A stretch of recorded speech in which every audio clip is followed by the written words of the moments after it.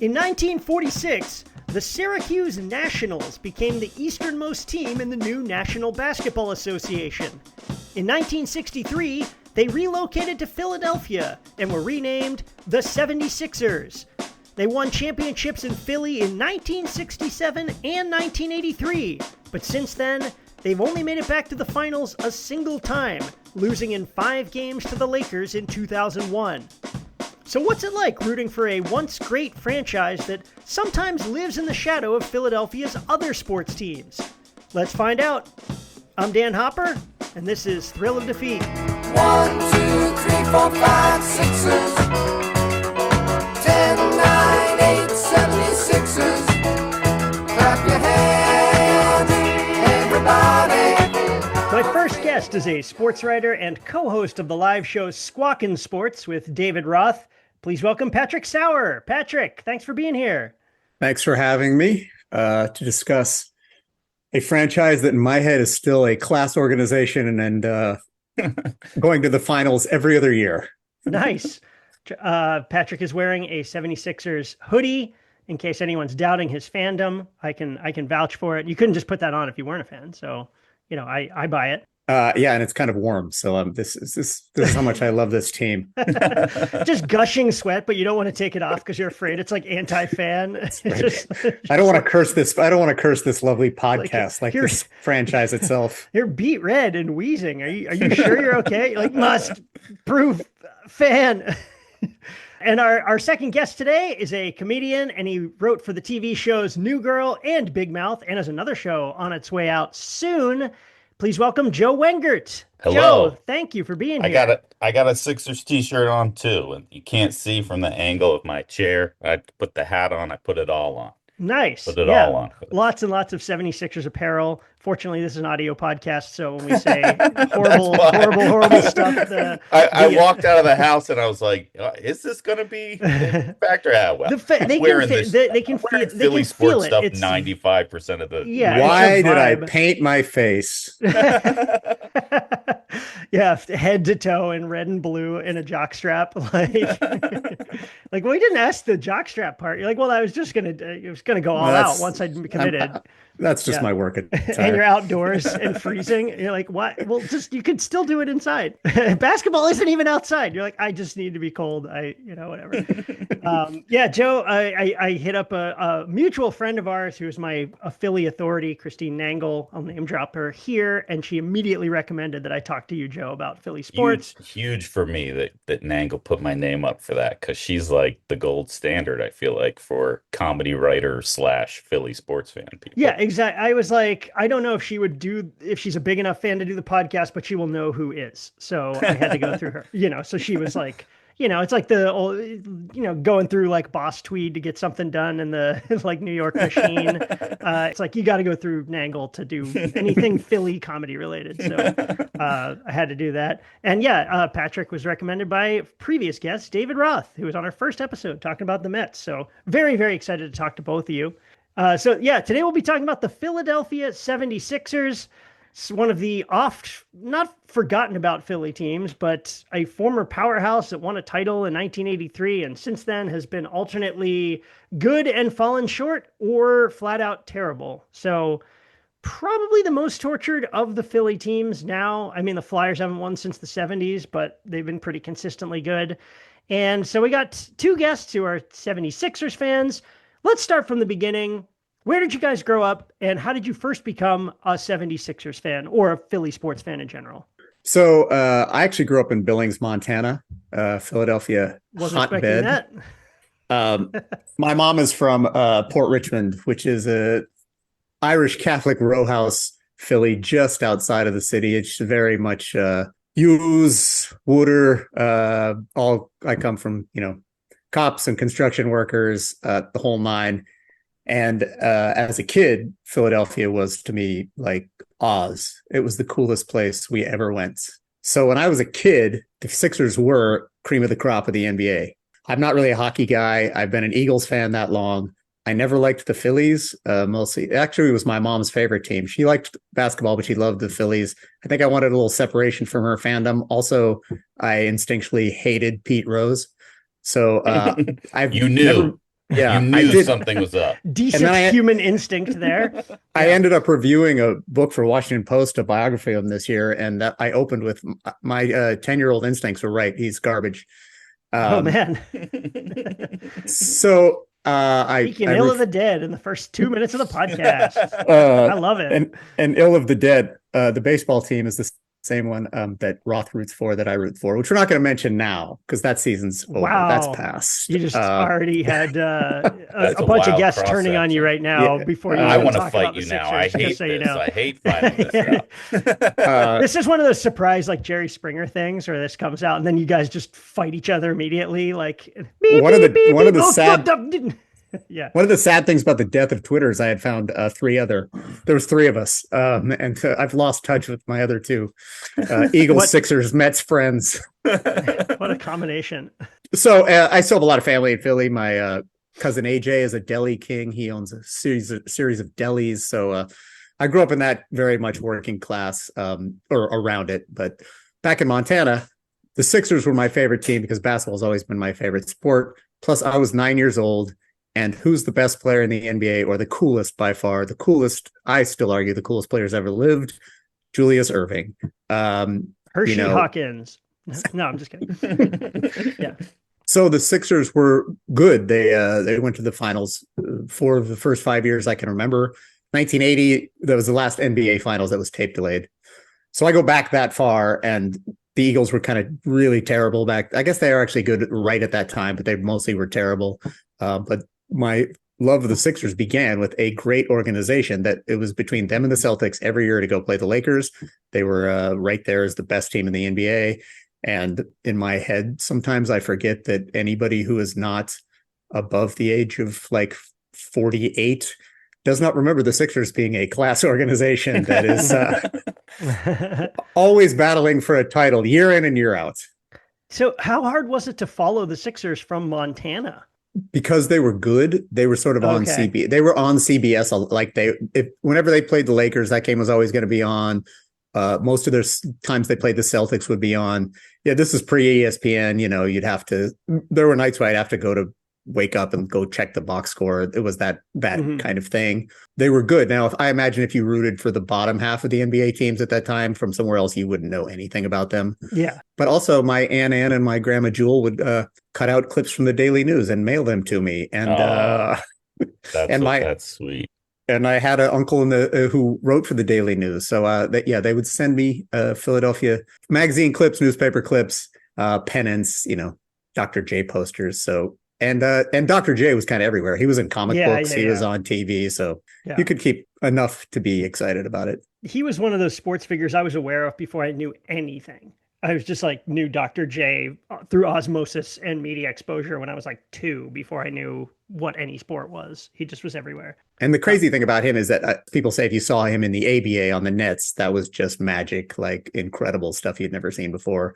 That is actually before my time, so I cannot speak to that. But that is what the old heads that I know told me. I guess we'll get an even older guest next time. Thank you, Patrick. Yeah, Peter Vesey is free. Joe, where'd you grow up? I grew up in the suburbs, sort of north and west of the city, a place called Abington, and I'm the only person to have ever left. My whole family is still all there. My dad and my Aunt Linda both played basketball when they were kids, and so they tried to get me to play, even though I have no athletic ability whatsoever. Yeah. So I had a hoop in the driveway, and then my dad tried to get me into it by showing me Sixers games more, and it was like the Barkley era is the first time I really remember watching games. But they were always kind of third for me behind the Eagles and the Phils. And they were actually a pretty distant third for a long time until I re-entered like rabid Sixers fandom at, I think, probably an insane time to do it, which was 2019.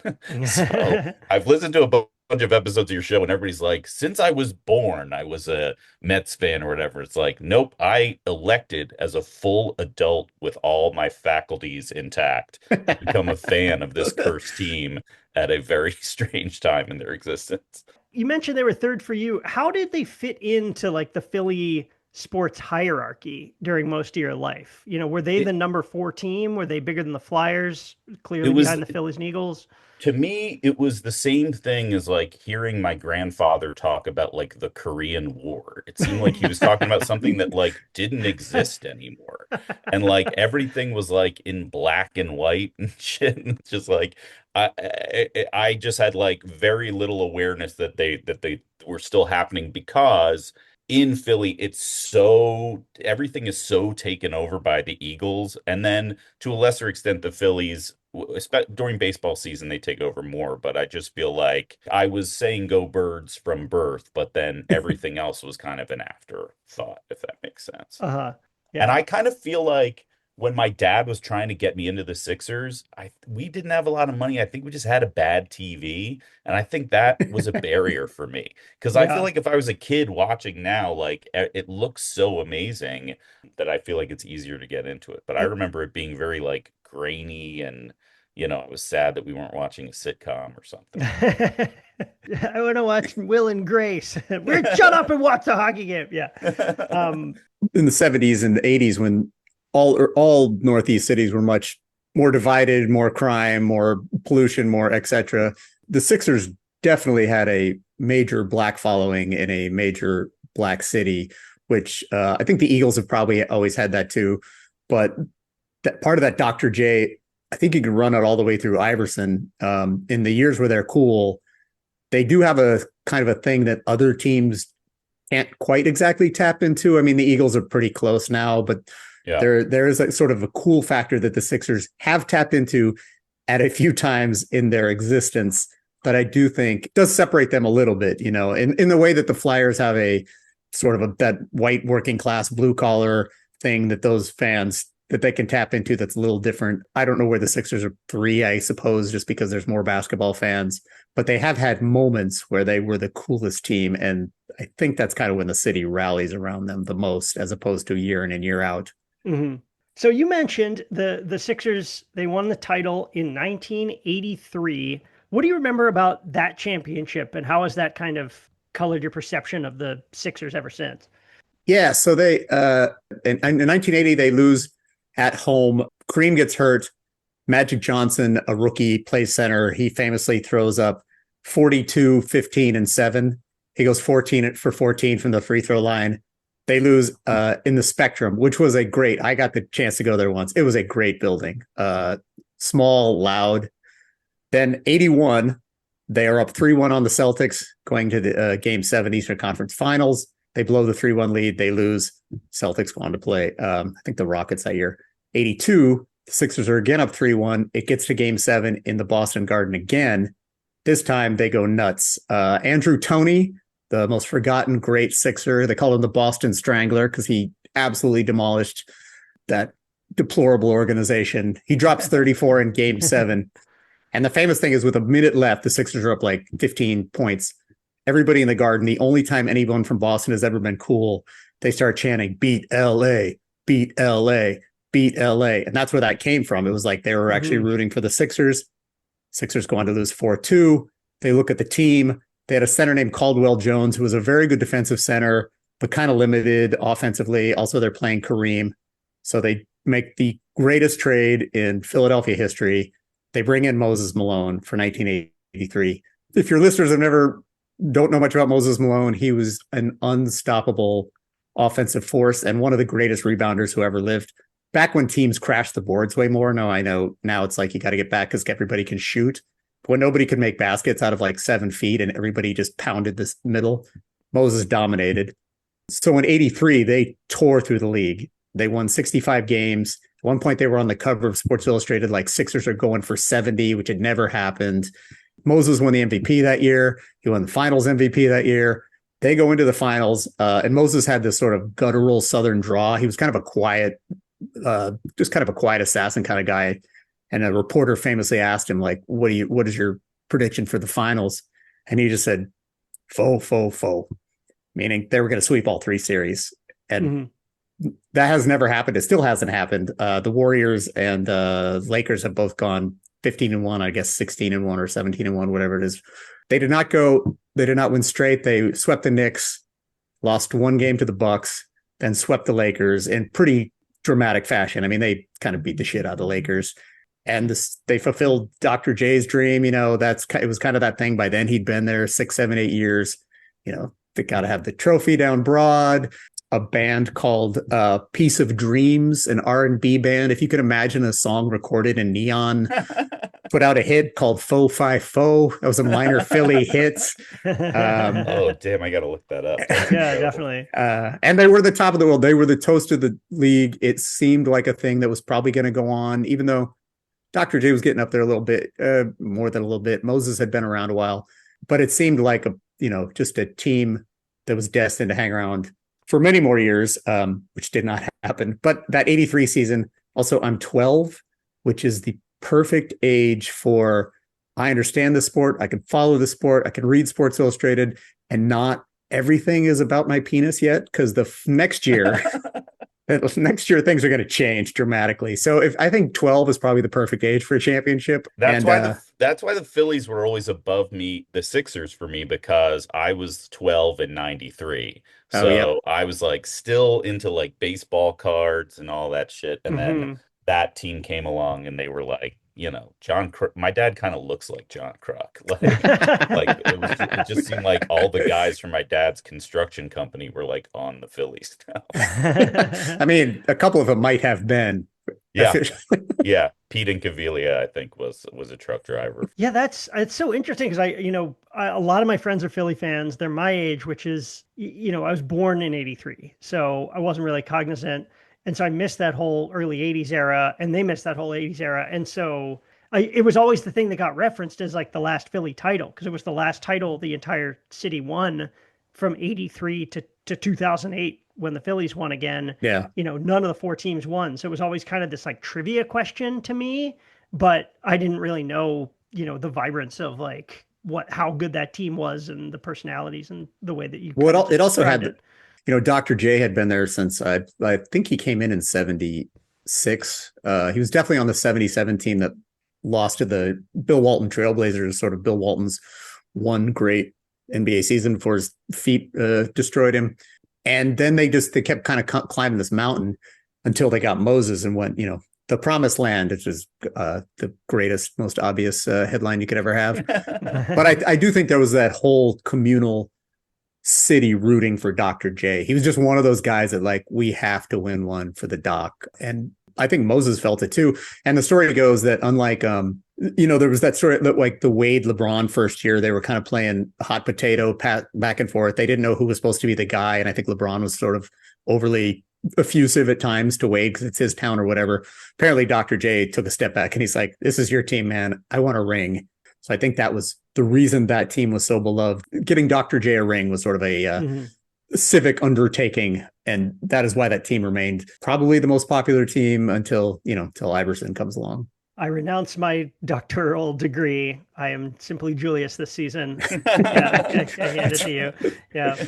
Anyway, so we can roll into that glory period kind of went away. And for most of my life in the early 90s, when I was mostly cognizant about sports, the Sixers were terrible. They missed the playoffs every year from 1991 to 1998. Does anything, I mean, we don't have to spend forever on this. Does anything from the early 90s era stick out to you guys that you remember? They were decent in the late 80s. Like they won the Atlantic Division. I was a freshman in college. They won the Atlantic Division. I was at Marquette. The next year they made the playoffs again. Barkley was all NBA first team those years. They beat the Bucks. I was at the game in Milwaukee, 91, 92. He came sprinting down. He was so jacked up. He jumped on Rick Mahorn's back. And I thought Mahorn was going to go down, and he was a big man. But there was some excitement around Barkley's that era. Hawkins was a good player. Johnny Dawkins was a good player. They weren't as bad as they would quickly become for quite some time. The problem is 2 years in a row, they ran into the same team in the second round. That would be the Chicago Bulls. Jordan knocked them out twice. Mm-hmm. And then everything fell apart quickly. I do think there was a couple of 2-3 years where Barkley was, the man on the team. He was the man in the league, arguably the second best player in the NBA at the time. And so I remember that fondly because I got to see him in the playoffs, and Barkley is probably my favorite Sixer of all time. But it goes badly. They trade him, and then the rest of the 90s are terrible. There's two things I want to discuss though real quick, because we're going to have to, this is going to be a recurring theme. No organization has fucked up more number 1 or number 2 picks in maybe any sport. So I'll tell you one you guys probably don't know a lot about. 1986, the Sixers, their owner Harold Katz, who made his fortune in diet centers, so basically weight loss pills and convincing suburban housewives they're too fat, he decides to get younger. By getting younger, he trades, his move is to trade Moses Malone to the Washington Bullets for Jeff Ruland, who I think made one All-Star team, who had bad feet, and his bad feet had cost, the Sixers had beat them the year before in the playoffs when Ruland went out. For some reason, Katz thinks, well, this is our guy. So he trades Moses, who would go on and to make 3 more All-Star teams, including 2 with the Bullets, for Jeff Ruland, who gets hurt, I believe 10 games in or something like that, retires, would later come out of retirement in 91 on the Sixers, get hit by somebody from the Celtics pushing a luggage cart around the Garden and ruptured his Achilles. Oh my God. Which is not by accident. There's no way you take out Jeff Ruland. So that's a bad trade, right? On its face. But I guess you could argue like Katz saw something in youth, even though Katz knew nothing about basketball. However, the worst part of that, the second part, which is much worse, is they had the number 1 pick thanks to a 1979 trade of Joe Jellybean Bryant, Kobe's dad. They traded to the Clippers. They had the number 1 pick in the draft, which would end up being Brad Daugherty. The Sixers did not have Brad Daugherty, a future 5-time All-Star, because they traded the number 1 pick for Roy Hinson. Who? Yes, Roy Hinson. He averaged 12 points a game. He played 100 games for the Sixers, and then they cut him. That is the beginning of the how a team can screw up number 1 draft picks, number 1 or 2 draft picks like no other. Unbelievable in any sport to trade the first overall pick. Yeah, and there was, Brad Daugherty, maybe they think Jeff Ruland is the future. Well, you could have taken Chuck Person, Ron Harper, Mark Price, Arvydas Sabonis, Dennis Rodman, also in that draft. Yeah. So they've just been consistently terrible at this for a long time. Yeah. So this does kind of set the stage, for the modern era.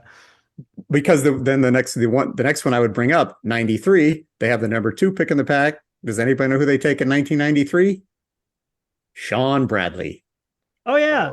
Of Space Jam fame. He was very tall. Yeah.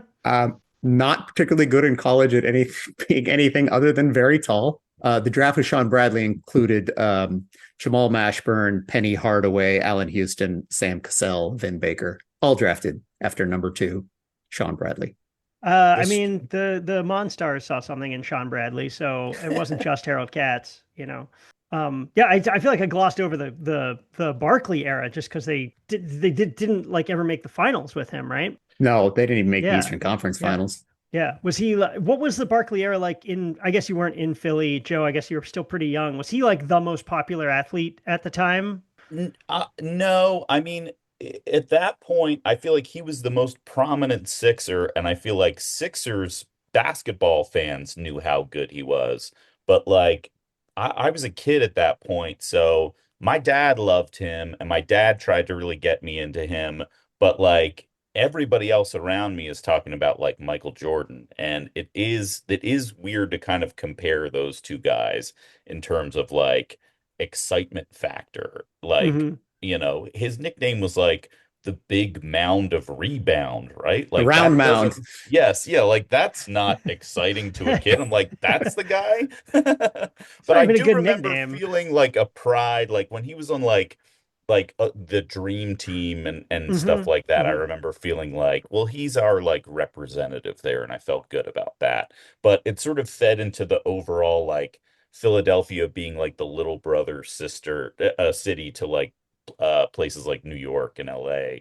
Barkley did have this man of the people thing. Like, I know that my Aunt Judy, shout out Aunt Judy, was a toll taker on the bridge, Walt Whitman Bridge, and Barkley would, roll out $50 bills. He'd bust your balls. Like, he was out at the bars a lot. Like, people really liked hanging out with him. And he didn't have the, Iverson had some of that, but Barkley did not have Iverson's internal struggles and baggage. He really was kind of a big Philly party guy. So he did fit that he had that kind of blue collar fun time, Charlie. But I think you're right. He played in the era of Michael Jordan, so he's one of many that never got any farther. He did get to host SNL though. So, twice. Yeah, so that's something. And so did Michael Jordan. With Nirvana. Yeah, those promos just live in my mind full time. I encourage all listeners to immediately go to YouTube and look up specifically the promos where he's standing with the members of Nirvana. And it feels like some weird, like, pastiche Forrest Gump style thing of like remembering the 90s. And you're like, I think Charles Barkley hung out with Nirvana. You're like, you're just mixing shit together. But it's true. It really happened. Yeah. When he also had the sketch where he played Barney. Oh, yeah. Because it was like a parody of a Nike ad. Yeah, and he's like really like physical and like beats up Barney. Yeah, very 90s sketch. Take that, Barney. Anyway, so yeah, early 90s, not much to speak about until 1996 with the first overall pick. The 76ers select Allen Iverson out of Georgetown, who's a merely 6 foot tall guard who had set some school scoring records his first 2 years in Georgetown. When they took Iverson, did you guys have any idea kind of what was about to be unleashed? My first understanding of him was like I was at the tail end of high school there, and for all of my like middle school experience at that point, it was all like Chicago Bulls gear everywhere and like, you know, Cowboy starter jackets, even in Philly. Yeah. And then suddenly like people were wearing Iverson stuff, and it was just so crazy that we had like a cool athlete, because from a kid's point of view, we just didn't have one. It's like we had like Kurt Schilling in 1993. That's, you know, that guy is not cool. Not, like, I mean, even not a like great pitcher, but just a really cool guy. Well, you know? Politically, he's very cool. Yeah. But like great investor. Guy, like, he just sorry. My dad loved like Reggie White, and it was like Reggie White, incredible Eagle, but like he's also like a reverend, you know, like that's like yeah. And Iverson. I will shout out like, Randall Cunningham was cool. Oh, you know what? Randall Cunningham, cool. Yes, of course. That's it. That's a huge blind spot. But Reggie White, I think about equally as much as a Packer. Speaking of good politics as well. Yeah. A good reverend. I had watched a lot of Iverson in college, and I was pretty excited when they picked him. I didn't know if he would live up to the number one pick status. And was Kobe in that draft? Although nobody knew it. I mean, he was a teenager. But I did know that Iverson could do things I had never seen. There's no way, I don't think anybody could have predicted the cultural phenomenon. But the thing is, it starts with me, the whole thing starts with his rookie year when he crossed up Jordan. That was the beginning, at least on the court. Oh, we've got something here, because I don't know if I've ever seen Michael Jordan on skates before. You could tell right away, and we can get into the ins and outs of Iverson's rather checkered legacy, but he didn't take shit from anybody. And at that size, there never has been, and there never will be a player like him.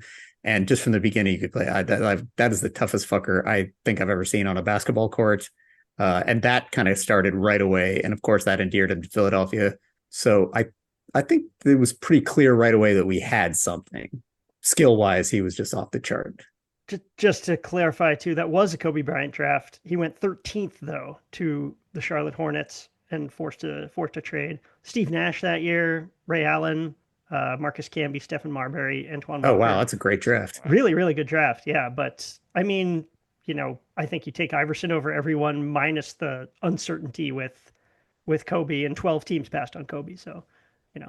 they end up making the playoffs from 1999 to 2003.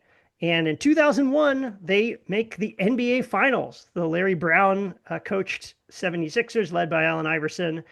Where did you watch that series? This is the first time you've seen them in the finals in your life, Joe, or not counting 83 when you're real little. Pat, the first time since 83. Like, was this a big event to you guys at the time?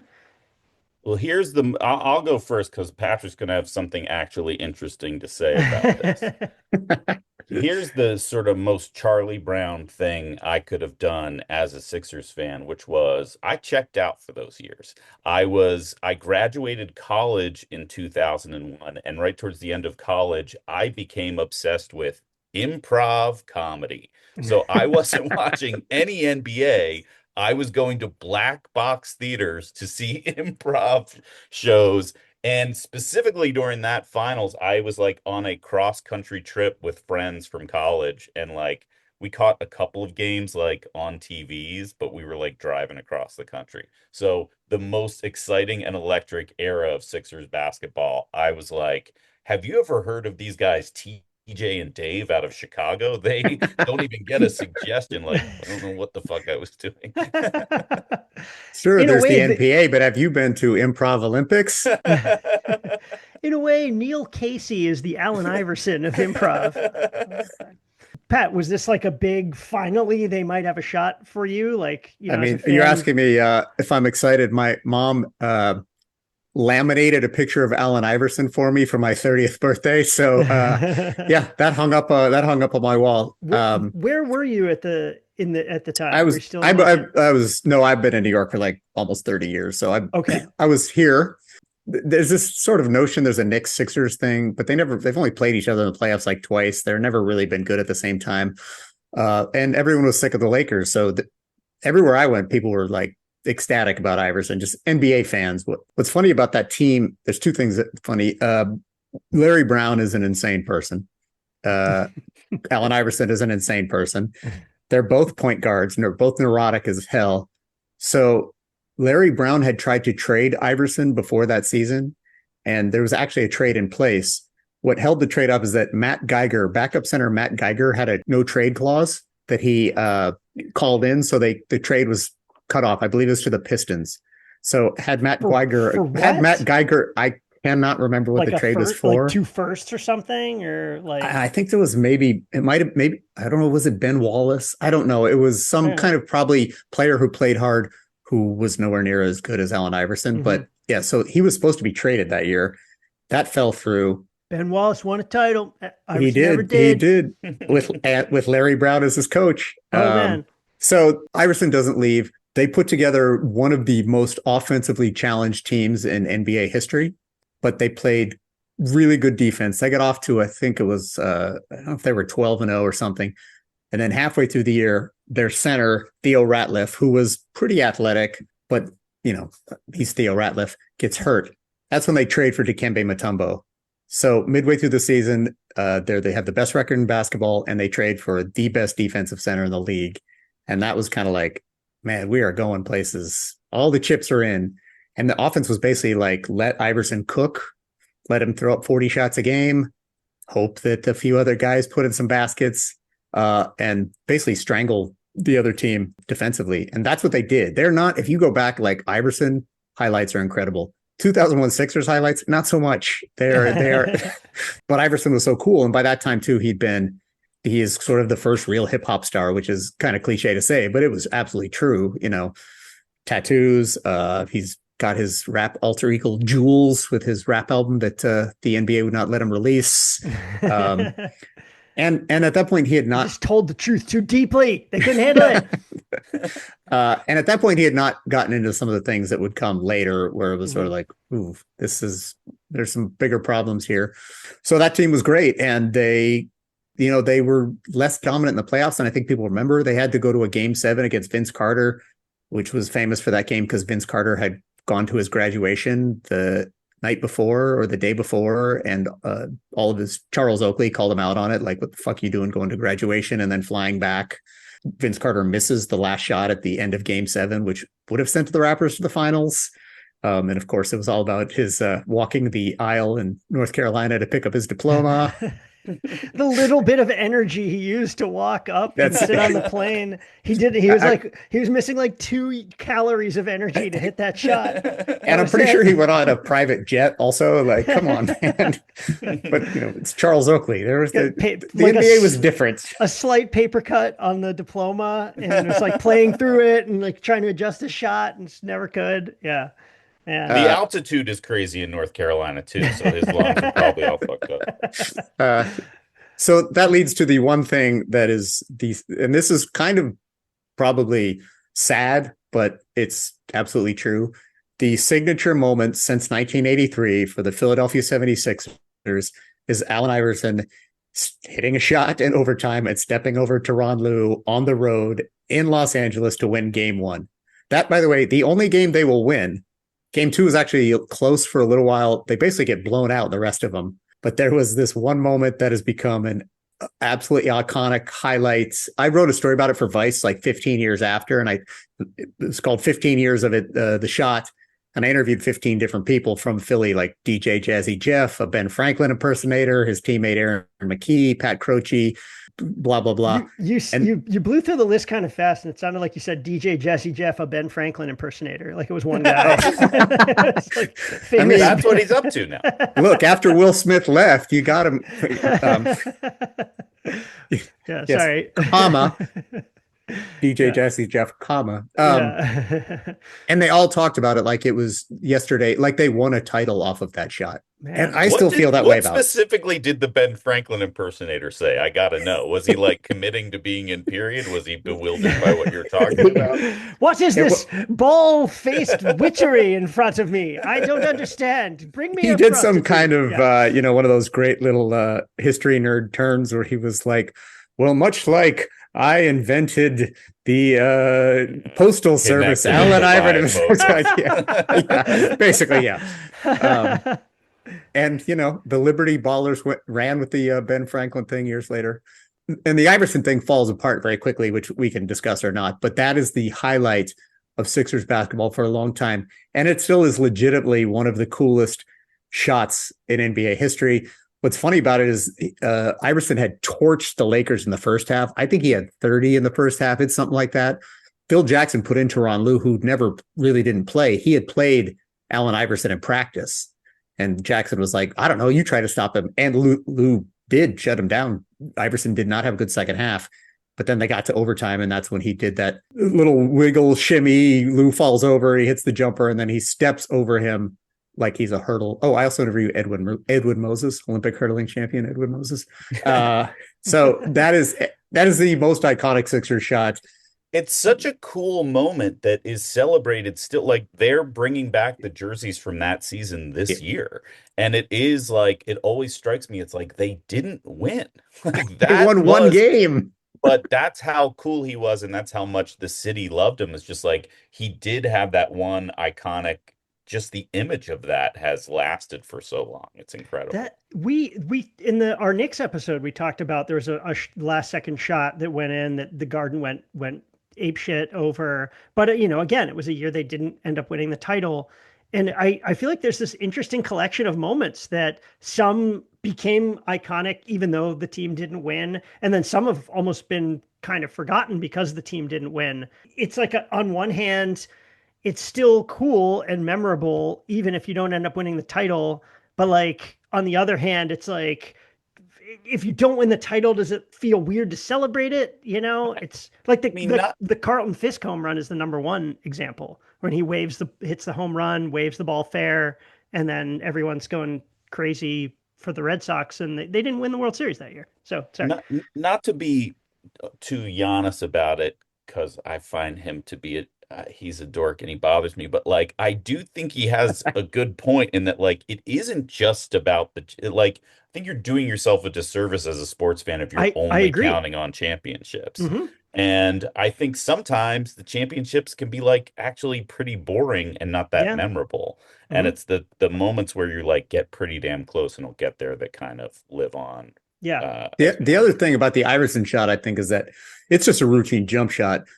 It's the stepping over Tyronn Lue part, which is like the most, sort of in your face, death row, fuck you, I'm Allen Iverson. Even though Allen Iverson actually is like, I was not proud of that. Like people get him to try to sign shirts with that picture on it. He won't do it. He says Tyronn Lue's his buddy. Like that was in a moment. That was not cool. But there was something about it, just it encompassed Allen Iverson more than maybe any play could encompass a player. And it's that aspect of it, because otherwise it's a jump shot, they win the game, and you'd be like, oh, I sort of remember that. But it's just this single moment in a career that was just watching him battle every night to the death in a way that I think he was so popular. He's probably the closest thing to Brian Dawkins that's ever played basketball. I mean, Philadelphians love him because he threw his body everywhere. He was tiny.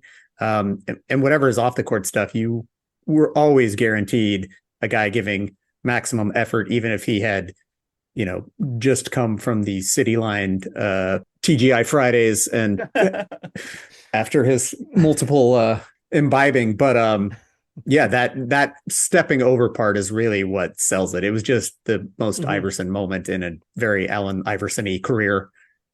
I do totally. Cooper DeJean did it last week in like the second quarter of like the fourth game. I'm like, Coop, you gotta hold on to this for a bigger moment. Yeah. I do totally agree though with what you said, Joe, that like your team's not going to win a championship most of the time. Like if you can't enjoy the other moments, then you're just going to have a miserable existence as a sports fan. And I know we all have a miserable existence to a degree, but like it's not like the thing didn't happen or isn't like a cool, unique moment because of the end result.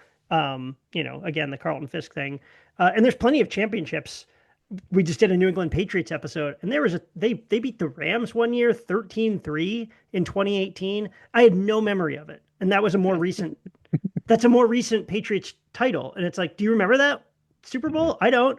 No. Sony Michel ran for a touchdown, and then there were 2 field goals, and that was sounds bad. Yeah, I was just like, what? Who cares about that? This Allen Iverson thing, way more people remember. Like, I only remember that Super Bowl because my neighbor made wings with some weird ghost pepper thing, and I was kind of hallucinating, and so I associate that terrible Super Bowl with just tripping, basically. Fiery shitting on the toilet, and they're like, you're missing another Steven Gostkowski field goal. You're like, I'm watching Iverson clips on my phone. I'm going to be in here for a while. I missed the greatest 13-3 Super Bowl of all time. Anyway, as you said, the Iverson thing kind of unravels. 2002, they lose to the Celtics in the first round, and this is one of the most famous Allen Iverson moments ever. He's kind of criticized in the post-game comments. People are asking him about Larry Brown had kind of publicly called out his commitment to practice, that I guess he had missed some practices or showed up, I don't know, potentially intoxicated. I think Larry Brown kept insinuating. And he issued his, famous practice quote, which I won't say in full, and I won't try to do an Allen Iverson impression, but he said, we sitting in here, I'm supposed to be the franchise player, and we in here talking about practice. I mean, listen, we talking about practice, not a game, not a game, not a game. We talking about practice, not a game, not the game I go out there and die for every play like it's my last, not the game. We talking about practice, man. 22 times he says the word practice. I don't know. This is such like sports talk fodder because it's very much like, coach cares about the fundamentals. Star player doesn't care about practice. How did you react to this practice thing? Was it overblown? Did it kind of bring out these like racial resentments, and was kind of the beginning of the end for the Iverson era? I always kind of weirdly loved it because I feel like sometimes athletes can be so boring and predictable and robotic in those situations. Yeah. And there's so much of just like, our fans are the greatest fans in the world and all credit goes to God, and like the same things over and over again, that it was like interesting to hear. Like, I think it's part of like what makes him an interesting figure in general, is just like that sort of human element. And, maybe I would have felt different if I was like coaching like a pee-wee basketball league or something like that, because it's probably not the greatest message to send to kids. But as like, I was in my like early 20s then. At that point I was like, yeah, fuck it. What, why are they harping on him about this there? I kind of was on his side. I agree that there was something about him that, chip on his shoulder, take no prisoners. He was easy to root for, especially, like Slam magazine famously airbrushed out his tattoos on the cover. He was anti-authoritarian, if that is a thing you can say about an NBA player. So you could really get behind him on that. The practice thing too is like, at first it seemed like, yeah, I mean, stop bothering about practice. The season's over. They lost. He mentions that his friend Rasan Langford was his name, had been murdered months earlier. He ended up naming his son after him. And he was going through some stuff. And whether he had been out all night, suppose he was in Atlantic City, or he'd been out all night, probably wasn't in the right frame of mind for a press conference, no matter what. Both he and Larry Brown had one great season together where they were best of buddies. That fell apart. Again, they're both two huge, neurotic, off-kilter personalities just clashing at every turn. The thing about rooting for Iverson from that side of it, though, is that like when you kind of dig into it, there's a Washington Post writer named Kent Babb who wrote a book, I think it was called Not a Game. you get into some of the stuff and like, it wasn't just that he was kind of taking practice too lightly. It was like Pat Croce had to spend half his time finding him. They couldn't like run basic stuff. Like other players were angry about it. It wasn't just a kind of, fuck you, why are you asking me this at this press conference thing? There was a fairly long history of him, or he'd roll in with McDonald's and then go to the training room and take a nap. And that stuff is also like, that's kind of internal basketball stuff. But off the court, there was the thing where he allegedly, I don't know if it ever got proven, but the story certainly was told that in the news that he'd locked his wife out of the house naked after a big fight. And then he had gone searching for her. And that's when he got the gun charge. And, Kent Babb's book has multiple scenes of him kind of like passing out in front of his kids. And there's a lot of unfortunate behavior. And I'm not casting aspersions on him as a person. He had some problems, but I do think it butted up against this really popular anti-authoritarian persona, which was true in the same way. I think that, the hip hop thing, in a lot of ways, a lot of rappers were the same thing. Tupac had a lot of transgressive behaviors, things like that. And Iverson kind of lived that as well, which is a lot harder when you're trying to have a basketball team as opposed to, a rap career. I agree that the practice thing has always been kind of great. It's been memed to death now. It was funny. I was on his side, but it's sort of like when you start digging in, I'm like, hey, this is not all. Yeah, this is not all fuck the man. Some of this is like, Allen, this is on you. It is crazy, the staying power, though, in the same way that still sometimes people say playoffs and flip into the Jim Mora playoffs. It's like people say practice. We're talking about practice. Like it's like more than a meme. It's like language at this point. It's like the go-to thing you think of when you say a normal word like practice. It's crazy. I've never counted the practices before. It never occurred to me to do that when you mentioned it, but there is something like musical about it. Like it has like an earworm factor to it. Yeah, like a beat poetry. He was like coming back to the main theme. I don't know. So I feel like the next era of note, again, very, very polarizing era and still kind of affecting the team today. In 2013, the 76ers hire Sam Hinkie away from the Rockets, I believe, as a general manager, and he initiates what is referred to as the process and trust the process, which is a lengthy, full-on, unapologetic rebuild that I feel like during it, a lot of Sixers fans got on board with, even though it was largely questioned as well. They immediately trade Drew Holiday, who was their best player at the time. They trade away almost every veteran on the team or waive them. Within a year or two, Michael Carter-Williams wins Rookie of the Year, and they trade him for more picks.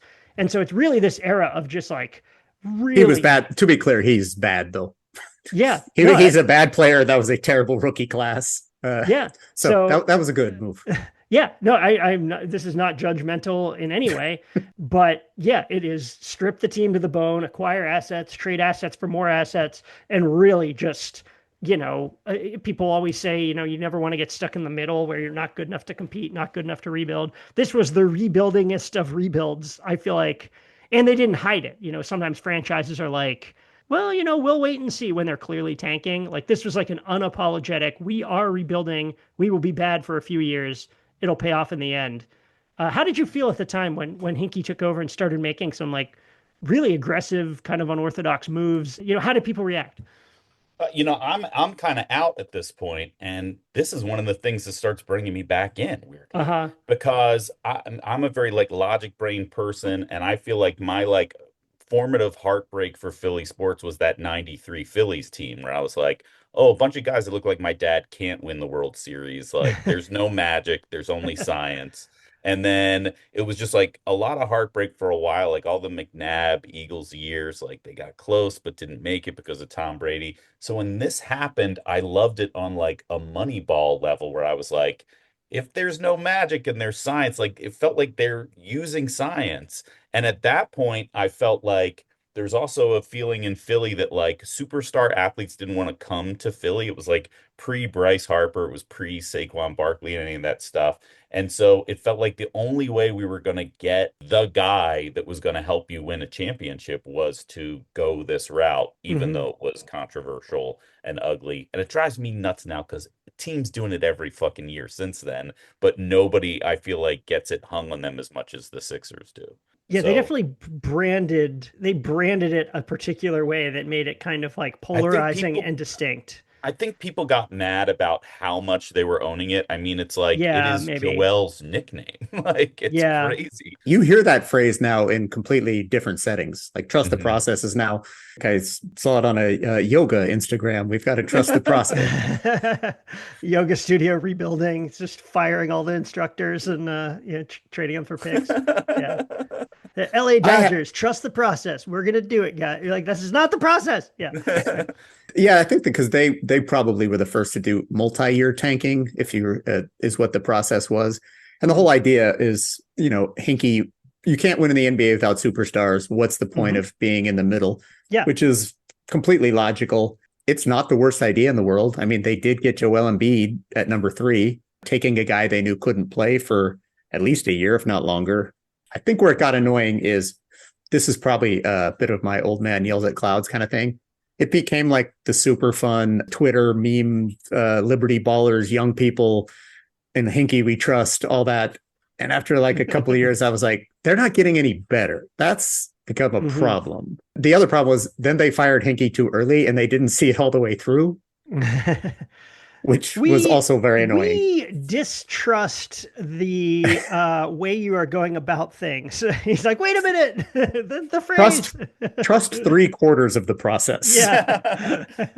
I do agree. It's interesting that, Joe, you mentioned Moneyball. I feel like after Moneyball, I feel like every team was like, oh, we got to do our Moneyball thing. And some of it was like good, sound, proper valuation of players and statistics across sports and stuff like that.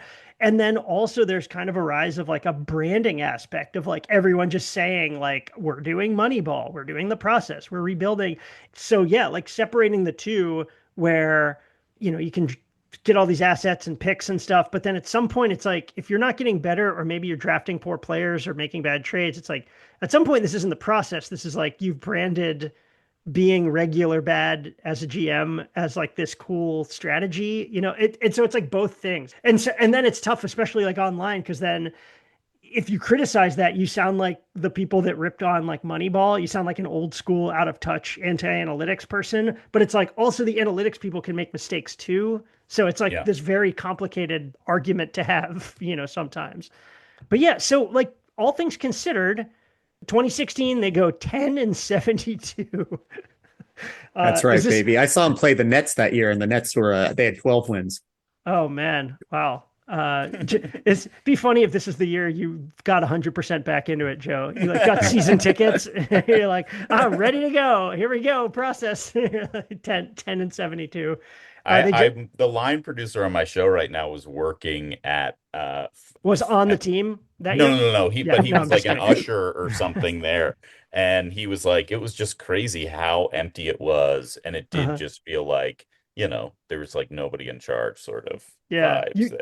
You do forget that there is a human cost to the process. It's like, yeah, we want to be intentionally bad. We want to increase our chances of picking first. And it's like, yeah, well, guess what? People are going to spend $150 to like come watch you do that.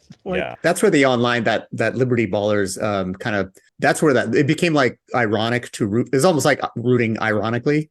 And so a bunch of people would get together and drink beer and cheer on the process and Hinkie we trust, which is fun. That's a fun thing to do, and I get why the group took off. But there's a lot of fans, watch them for a long time who are not enjoying it, and it's sort of like I can see both sides of it just from a fan standpoint. From an organizational standpoint, that's different. I did want to ask you, Joe, though. So what pulled you in 2019? Because they were okay then. We were that year. Yeah. So I first started, I'm with all sports, I really like always latch onto like personalities and like specific vibes from certain players. And the thing that got me paying attention to Joel was honestly when he popped up on Fox 29 after the Eagles won the Super Bowl. There's a great video of just like the local news station just interviewing rabid Eagles fans. And Joel just pops up there. He's partying with people on the street. How could you spot him? The process. He runs out into the night.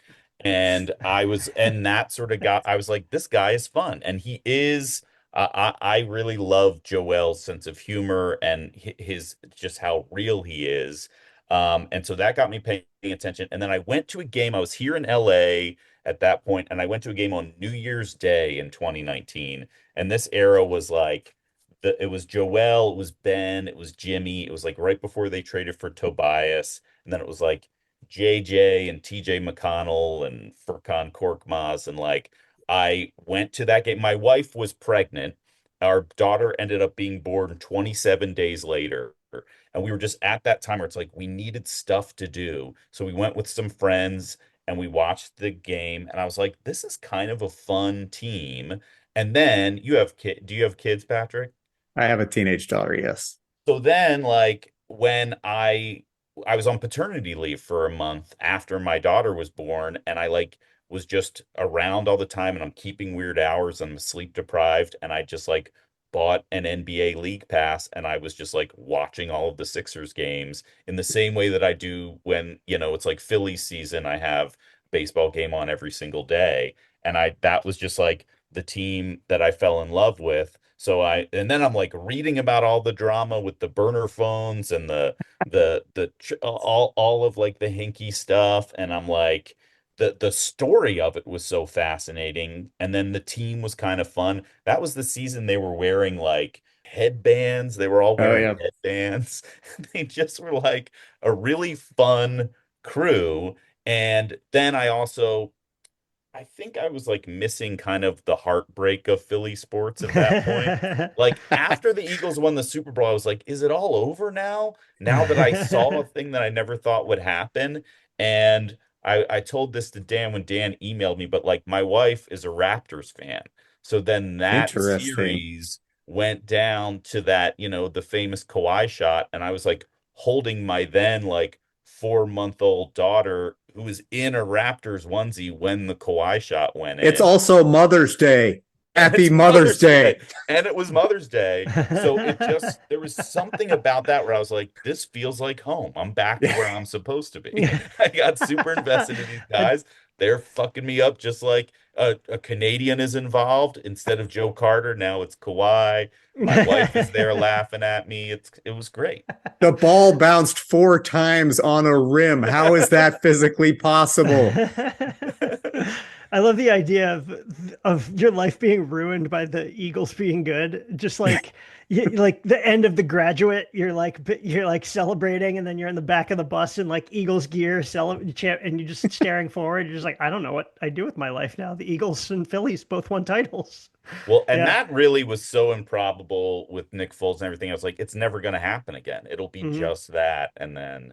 It's a thing that people probably forget now, but like I said, knowing, having a lot of Philly friends myself and in-laws, for my life, Philly was the most tortured sports city because they have a team in all 4 sports and they did not win from 83 to 2008. And so it was like these 4 teams, usually 3 of them were pretty good, and they just would not win every single year for, 25 years. Like it's hard to imagine Philly being, similar to like whatever Minnesota, Buffalo, like Cleveland. I mean, even Cleveland's got a basketball title now too. Yeah. So looking back, do you think the process was successful? Was it just kind of a regular rebuild, or, do you have any confidence in the team moving forward, or do you think the Embiid era is going to end badly?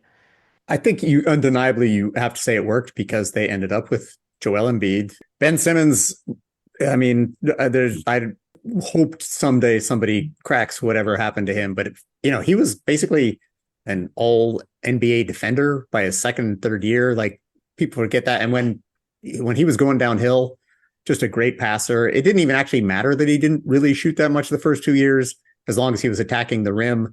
Then we all saw him decide to pass up the layup against the Hawks, and then he never could make a basket again. Markelle Fultz again. good draft pick, great college player, got the yips. So there's a weirdness to it that I know some people think, karmically that's what you get. I don't happen to believe in that. For tanking? I think, for tanking for so long. Yeah, give me a break. I don't. Yeah. I'm a Penguins fan. I'm so pro tanking.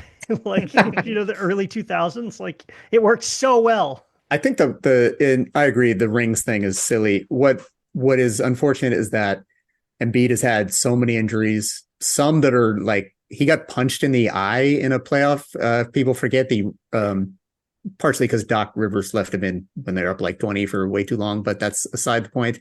He got punched in the eye, broke his eye bone. Broken his face multiple times. I'd never broken his heard face. Of guys of that happening before it happened. A 7-foot guy, like you have to really go upwards to hit him in the face. He had a weird hand injury at one point. Like this isn't just like Kawhi Leonard's balky knee, which Embiid also has. But plenty. People kind of, he's brought a little bit on himself by his sort of big online persona that he's always had and his often very physical style of play. But people kind of shit on him way too much. Is like, as of last year, halfway through the season, he was going on the pace to be a back-to-back MVP. What are we even talking about? Like, the guy's already a Hall of Famer. It would be unfortunate if it ends up being he's remembered as a guy who was hurt all the time, because he is a once-in-a-lifetime talent at a time when between him, Giannis, and Jokic, you just have three phenomenal big men who play very different styles of basketball. But because of the process, because of the injuries, it has kind of become a depressing thing. And I really hope they don't have to get a title, but they got to win, get past the second round, have Embiid carry him a ways. I think that would be great, because Joel does not deserve to be remembered as an oft injured online guy. Yeah, it doesn't feel over yet to me, because I won't really consider it over until he gives it up. Mm-hmm. And I feel like, I don't know, I love all of the Philly sports teams so much, but like when I'm rooting for the Phillies to win the Super Bowl, I'm rooting for them to win it for me. I kind of don't care about Bryce Harper, but like I would like the Sixers to win one for Joel Embiid. It's like it's about him more than it's about me. Yeah, that makes sense. And that's what was really sad about like the last year or two, is my entry point to him. He was this like fun, vibrant energy. And I feel like he's really gotten beaten down over time, because I feel like he is online too much. I feel like somebody needs to like take his phone away from him, because he gets too much undeserved hate, and I don't understand why. At the beginning of the Sixers Knicks playoff series 2 seasons ago, a friend of mine who I work with, who's a Knicks fan, like texted me and my other friend, I hope his knees explode on the first play. Yeah. I was like, that's too much, because that could really happen with this guy. Yeah. Also, I play basketball with a lot of Knicks fans. All you do is venerate Charles Oakley, Anthony Mason, these guys who just mugged people. The minute he knocks Mitchell Robinson on his ass, they're like, oh, stop. Yeah. Stop. Yeah. Fuck them. You can listen to our Knicks episode. It's exactly that. It's like, yeah, they were this rough and tumble working class. It's like, there's cheap bastards for years. Keep your hands off our boy Jalen Brunson. He's very delicate. I would add, I hope that to say the process worked or didn't work, you have to say it worked, because they've had a bunch of great players come through. It's actually the kind of stuff beyond the process, like Embiid wanted to keep Jimmy Butler and Ben Simmons didn't, and they went with Simmons. Like, that has nothing to do with the process. That is just a probably poor decision. But at that time, it was completely arguable. And they've just had that happen again and again. What has worked, though, is their very recent drafts, the last few years, have been really fruitful. I mean, Maxi's great. McCain looked like a real player. I'm pretty excited about this Edgecombe guy.